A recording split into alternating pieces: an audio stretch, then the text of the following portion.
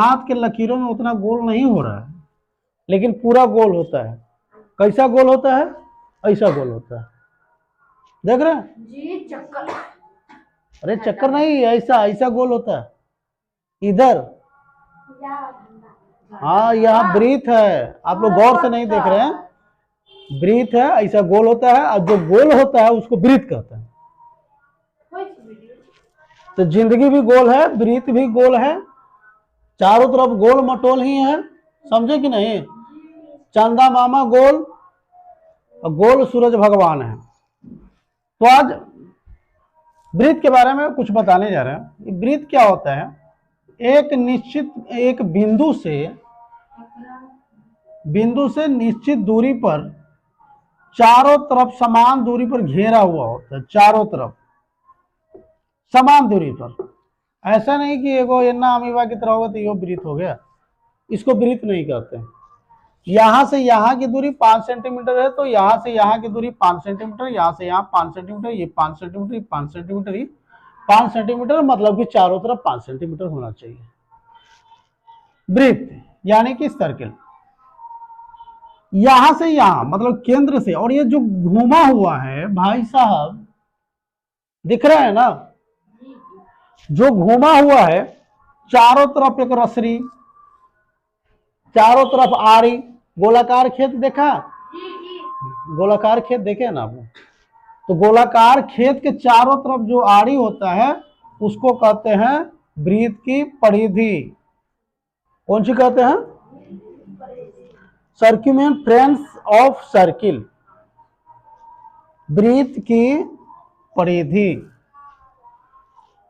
अब क्या होता है, यहां से लेके ये केंद्र है और ये परिधि है, केंद्र और परिधि के बीच की जो दूरी होता है उसको कहते हैं रेडियस।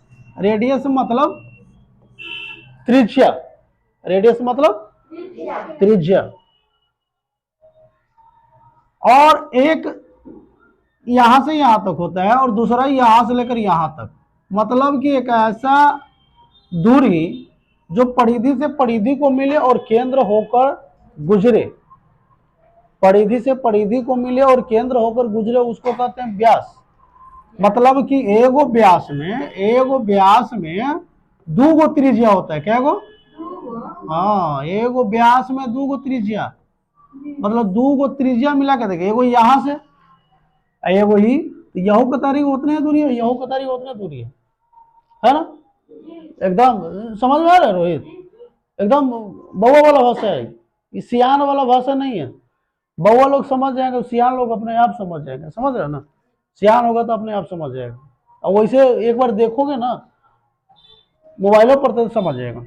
तो यहां से यहां जो दूरी हुआ, यहां से यहां जो दूरी हुआ, फिर यहां से यहां हुआ, तो ये आधा आधा कट के जो है ना, आधा ही की तारीख, आधा ही पार, तो इसको कहते हैं त्रिज्या, आधा आधा। और जब ही दोनों जुट गया तो इसको कहते हैं व्यास, डायमीटर, जिसको हम लोग डी से, त्रिज्या को आर से सूचित करते हैं, व्यास को डी से सूचित करते हैं अंग्रेजी में, समझ रहे हैं? अब एक बाद एक ई जीवा होता है, कॉर्ड। ई क्या होता है? यह परिधि से परिधि को जाता है, परिधि से परिधि को जाता है, लेकिन केंद्र होकर नहीं गुजरता है, जिसको हम लोग जीवा कहते हैं। जैसे कि यहाँ पे केंद्र हो गया, तो इधर से तन को हट के जाएगा, थोड़ा सा भी हट के जाएगा, ऐसे भी हट के जाएगा, ये केंद्र हो गया, यहां से भी जाएगा, चाहे यहां से भी जाएगा, तो ये हो गया व्यास। लेकिन जीवा जो है ना, केंद्र होकर नहीं गुजरती है। व्यास हो गया, अब जीवा भी समझ गया। अब ये त्रिज्य खंड, त्रिज्य खंड क्या होता है? त्रिज्य खंड होता है त्रिज्याओं का खंड, ब्रीथ के अंदर ही होता है। ए हो गया ब्रीथ, ए त्रिज्या, यह त्रिज्या, ए बीच में जो कोण बन गया उसका नाम हो जाता है थीटा। जय डिग्री के हो, 2 degree, 4 degree, 60 degree, 80 degree, 90 degree, जय डिग्री के हो। पूरा ब्रीथ में कोण होता है क्या डिग्री का? 360 डिग्री का। क्या डिग्री का? 360। हाँ, 360 डिग्री का कोण होता है। पूरा ब्रीथ का कोण क्या डिग्री? 360 डिग्री। तो इसमें जो बनता है उसको हम लोग थीटा कहते हैं, थीटा कहते हैं, थीटा। और यहां से लेके यहां तक, यहां से लेके यहां तक जो क्षेत्र बना उसी क्षेत्र का नाम होता है त्रिज्यखंड। यह थी जानकारी, एकदम शॉर्ट कोट में 1 नंबर जानकारी।